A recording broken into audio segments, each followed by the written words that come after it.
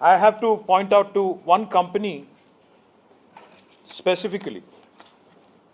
This is a company called शोधा constructions. उसका directors का रिपोर्ट भी मैं आपको दे दिया हूं, कॉपी एक देख लीजिएगा. ऑडिटेड रिपोर्ट है.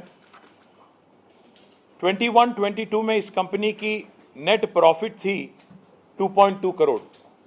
It's a very small company which has no qualification, no రుణమాఫీకి డబ్బులు లేవు, రైతు బంధుకు లేవు డబ్బులు, ఎగ్గొట్టినారు ఆల్రెడీ వానాకాలం. పింఛన్ల పెంపు కోసం డబ్బులు లేవు, తులం బంగారం ఇవ్వడానికి డబ్బులు లేవు, మహిళలకి 2,500 రూపాయలు ఇచ్చేదానికి లేవు డబ్బులు. కానీ చాలా విచిత్రం, మహారాష్ట్ర ఎన్నికల్లో సిగ్గు లేకుండా 300 కోట్లతో అడ్వర్టైజ్మెంట్లు ఇవ్వడానికి మాత్రం డబ్బులు ఉన్నాయి. 300 కోట్లని నేను ఊరికే ఆరోపించట్లేదు.